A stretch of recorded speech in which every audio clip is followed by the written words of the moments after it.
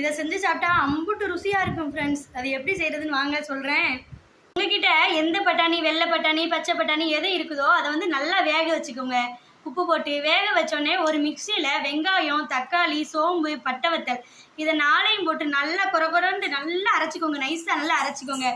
அரைச்சி முடிச்சுட்டு ஒரு சட்டியில் எண்ணெய் ஊற்றி மஞ்சத்தூள், கரம் மசாலா போட்ட உடனே இந்த நம்ம அரைச்சி வச்சுருக்கோம் பாருங்க, அதையும் தூக்கி கொட்டிடுங்க. கொட்டிட்டு அவிச்சு வச்ச பட்டாணியும் போட்டு கிண்ணிட்டு கடைசியில் ஒரு கொத்தமல்லி தொலையை தூவி வச்சிடணும்.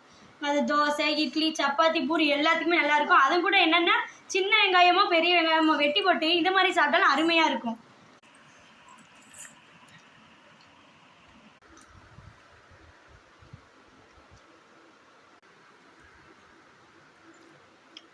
அம்புட்டு ருசி. மறக்காமல் செஞ்சு பாருங்கள். நான் இது வீடியோ போட நினச்சேன், லைவ் போட்டுக்கிட்டு இருந்தேன், அதனால் போட முடியல.